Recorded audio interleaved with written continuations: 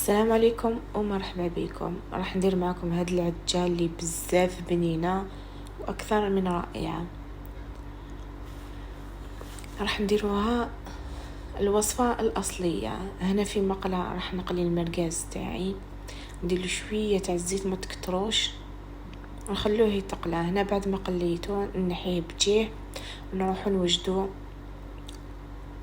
لاصوص مع بعض. هنا في مقله شويه زيت، شويه توم نقليها شويه، نزيد عليها فلفل حلو مقطع مربعات صغار، ندير له الملح ونخليه يدبل. هنا بعد ما دبل ندير فلفل اسود وندير هنا شويه كرويه ونزيد توابل مرقاز من عند اسيل، توابلها روعه.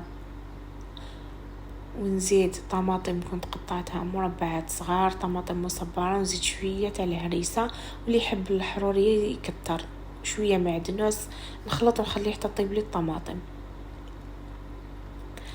هنا بعد ما طبت لي الطماطم نستف المرقاز تاعي ونزيد نكسر عليه حبات بيض،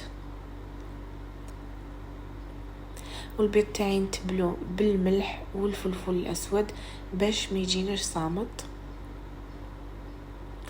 نغطي عليه ونخليه حتى يطيب. هنا بعد ما وجدت لي العجة تاعي رشه معدنوس. وهنا نقول لكم تبقوا على خير في وصفه جديده بحول الله.